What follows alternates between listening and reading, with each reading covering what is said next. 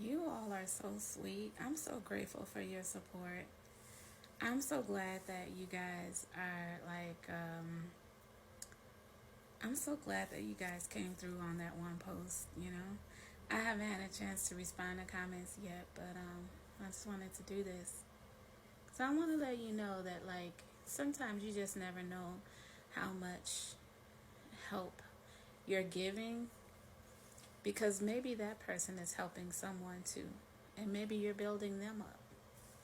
So I just wanted to say, things go a long way. It's like paying it forward. So thank you for that. I also wanted to talk about how I have this thing where I don't like to. I'm practicing becoming a better person so that I'm not easily provoked into doing something or saying something that can be very hurtful. And the reason I'm working on that is because it's 111. If someone provokes me, and if I could get to a point where I can say something, or just like I'm throwing daggers at them, knowing that they're gonna get hurt, right? For me, that means that even though in some people's eyes they may have deserved it, it also means that I could be easily triggered to do the same thing to someone I love. And I don't want that. That's what I've lived and learned at the age of 48. That's what I've learned so far. I don't want to be easily swayed or easily provoked into doing something that can really hurt a person. And this is regardless whether or not they triggered it, you know?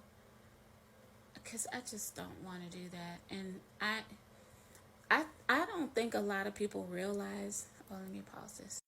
Phew, glad it kept. Okay. I don't think a lot of people realize that it makes it easy for you to do that. If you can do something to one person who, maybe they really mean nothing to you, but then when it comes to the people who do mean something to you, you don't want to be so easily provoked to a point where that's something that could be like on the tip of your tongue because you're used to doing it, or it's part of an arsenal that you use at a time like that. I don't know. I feel like if it's not anywhere in me, then I won't have to worry about using it. You know how they say, if you go on a diet or you're changing your eating habits, that you don't want to bring anything in the house that is tempting for you, because if it's in the house, then you're probably going to eat it, right? But if you don't bring it in at all, then you don't have to worry about it being a temptation because it's not even there. So that's how I feel about, even though I really did want to give that man a piece of my mind, it wouldn't, like, the stuff that I would have said, y'all know what y'all would have been thinking, like, man, I hope I never make her mad, like, nah, that's not.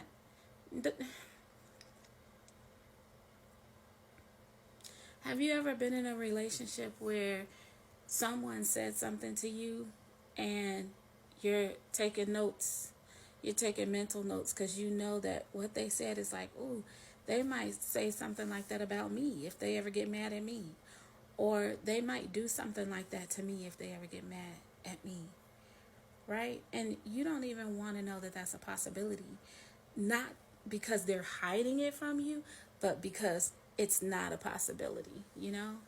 So that's what I've been working on, and that's what I've learned over the course of my years, and not just in marriage, but just knowing different people and not using things against people, and them not using things against me. Love you guys.